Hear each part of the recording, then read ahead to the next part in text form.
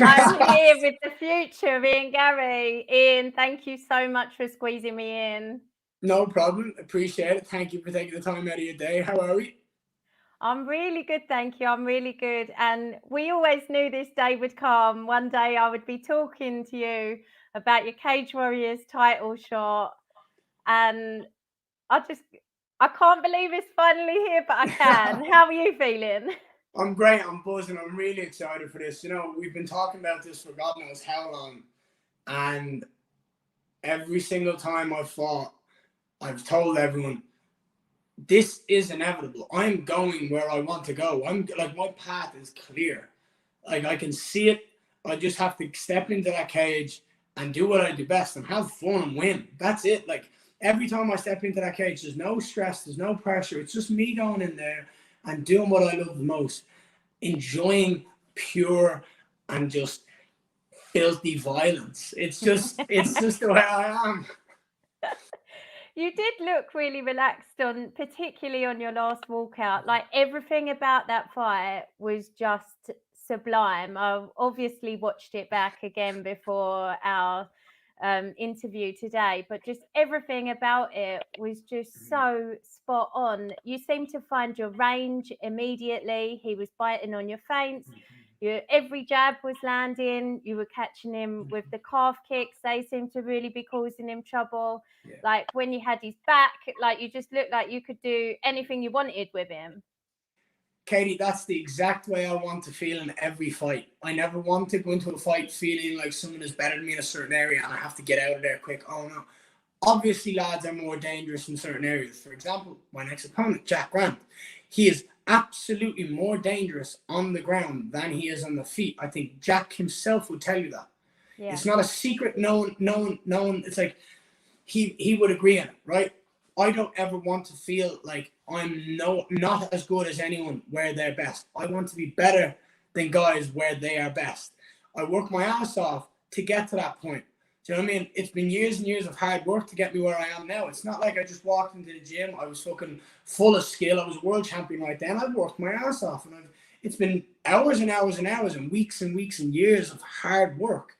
And it's like I'm getting to the point now where I'm like, I can enjoy this because I've built up a skill set. I've built up obviously a confidence. Like obviously the more I win, the more I fight, the more confident I am in my abilities, the more reassured I am in my skill set. When I go in and I beat someone like Rostam, who's a UFC veteran, do you know what I mean? Who was 2 15-minute fights in the UFC. I go out there and finish him in 8 and make it look like it was a piece of piss. Do you know what I mean? Like it was a walk in the park. That's what I want people to understand. If anyone doesn't know, that guy had only lost 2 fights before, both of them in the UFC. They both went the distance. Yeah.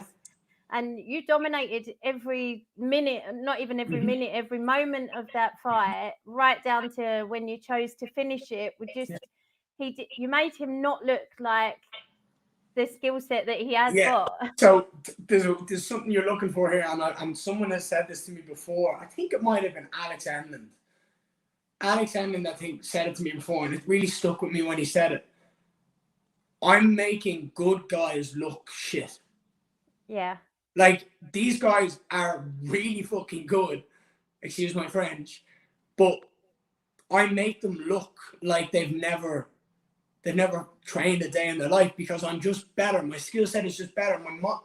My biggest asset, my most valuable asset is my mind, my confidence, my like.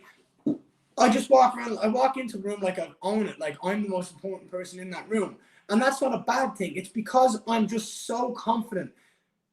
And I enjoy it. Do you know what I mean? It's a really nice feeling to walk in and go, it's just the way I carry myself, the way I am. And when I walk into that cage, you alluded to it earlier on, the confidence. I felt I was composed from the very, very second I was on the camera. I noticed it too. I felt it too, Katie. When I was walking out, I was like, it's another day. Do you know what I mean? This is it. This is what I do best. And I'm going to walk into this cage. Everyone's going, this is the biggest test of his career. You know, he's fighting a former UFC fighter. Is he going to step up? How is he going to do? And I'm sitting there going, just watch me. Yeah. The exact same with this Jack Grant fight.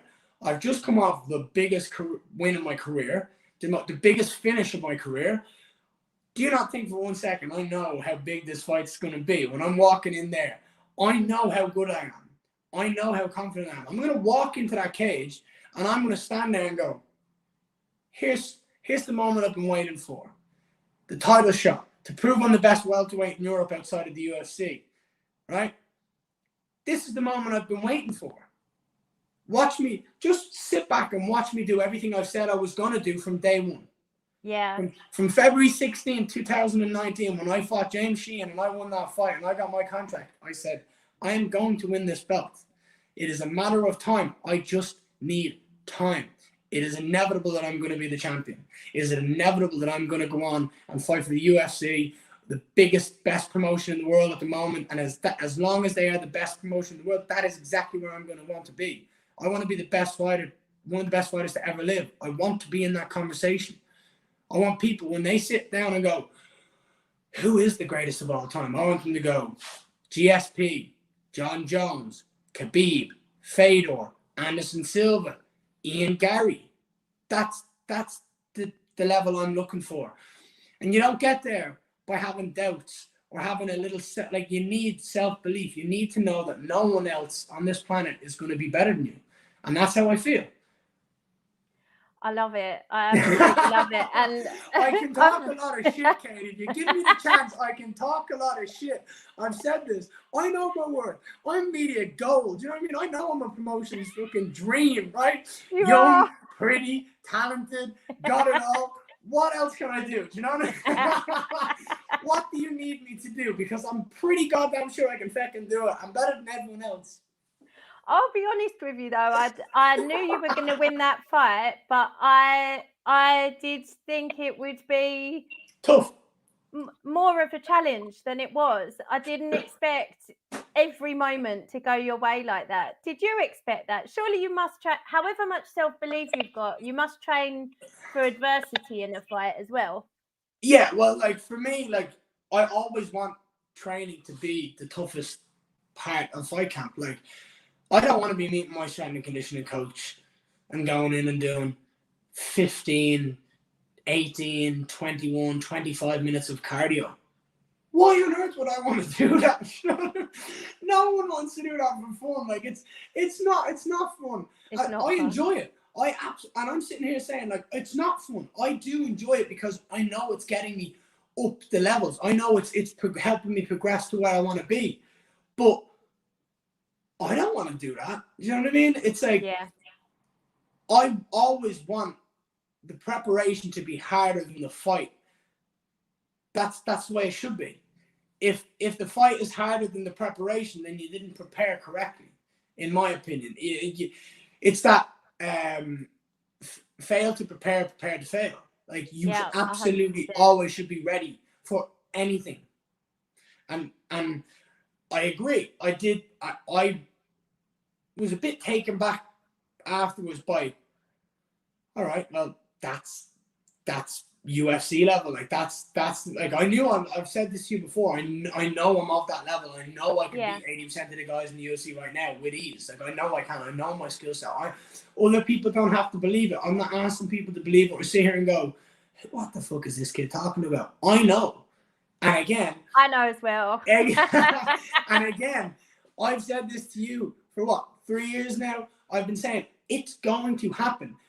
People will sit down in a couple of years, they'll be watching me on a TV fighting in the UFC and going, holy shit, that kid was right. He said that to me a couple of years ago. Do you know what I mean? Some little 19-year-old, 18-year-old kid who hadn't a fucking clue what he was talking about, just completely oblivious to life, said that to me. Well, guess what? I'm working my ass off and I'm living the dream. So that's it. So I'm going to keep doing exactly that, Katie. And if I have fights like that throughout my entire career where no one can lay a finger on me, then absolutely happy days. Yeah. I've got to ask you as well, weird question, but what was it like to fight someone that hairy? Because he was like the total opposite of you. You haven't got a Yeah, no. It's and like, it looked grim, if I'm honest. Do you know what? I thought there was some rule about it. Like, not that it's unhygienic, but like, come on, mate. Like, I don't like.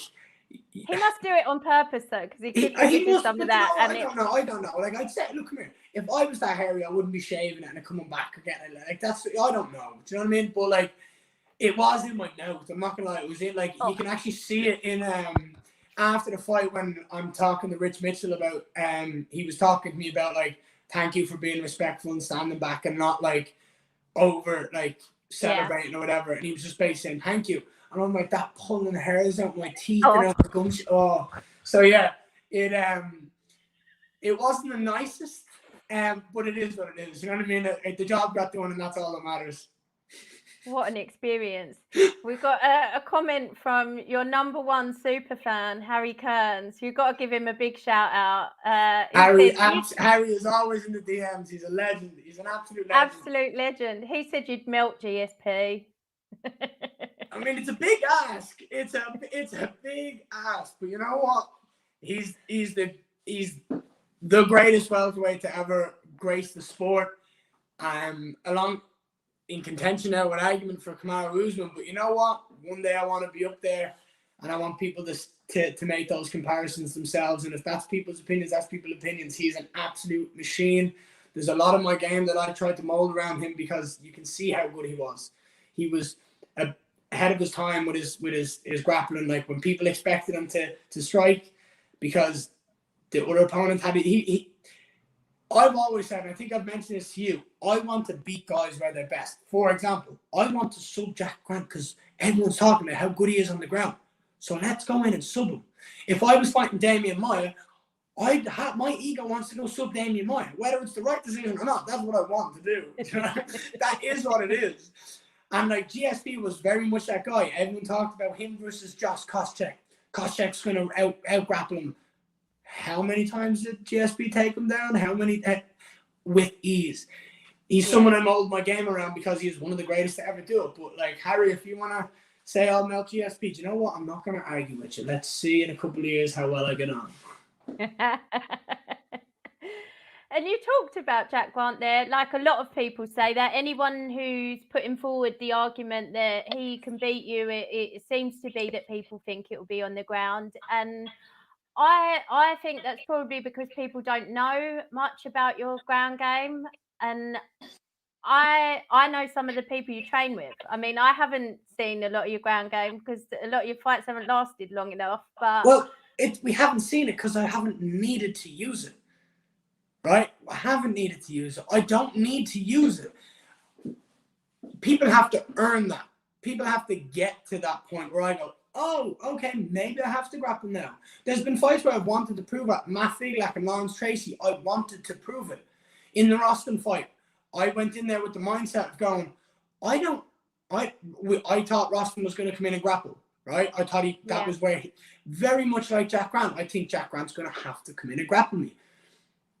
I don't need to go to the ground, but if I want to go to the ground, I'll go to the ground and I'll prove how good I am there. Do you not think for 1 second my ego isn't going to want to go, oh, okay, everyone's talking about Jack Grant subbing me. Well, guess what? Maybe I'll sub him. Maybe that's my plan. Do you know what I mean? Maybe I'm going. Is that your official prediction?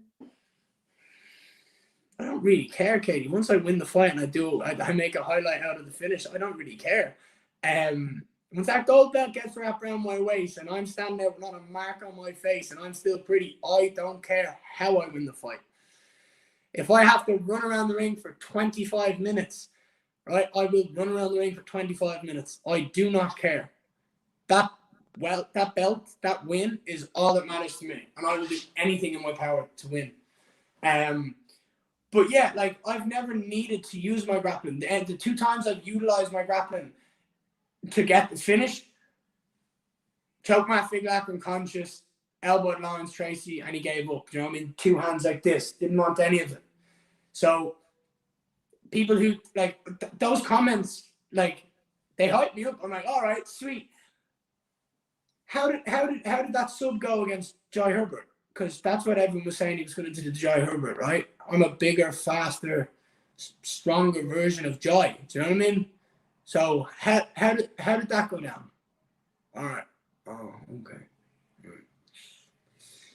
No, look, I don't want to sit here and badmouth Jack. I'm not trying to do that. I'm just trying to say to everyone, what the reality of things are. Do you know what I mean? I like Jack Grant. I have nothing but respect for him and his team. Do you know what I mean? And I don't want to badmouth them. I'm not trying to do that. Fine line between respect and disrespect, and I'm just on that line of respect because I do respect him as a human. I think, you know, a lot of people have got time for him. You said you like him. I like him. Everyone I speak to likes him, and he's got a bit more experience. He's had a couple of title shots before. Yeah. Failed in them, but he had them. And the move to welterweight, how do you think he looked at that weight? Not very impressive, but he won the fight, and that's all he needed to do that night. He might come in against me and look like an absolute phenom. Who knows? I can tell you one thing. The guy on the other side is going to be the exact same. Do you know what I mean? He's going to walk in. He's going to stand there, tall, blonde. I would say dark and lean, but I'm not going to be dark. Do you know what I mean? Tall, blonde, dark and lean. But I'll be standing across that cage with more confidence than anyone he's ever fought before, with more self-belief than he's ever fought before.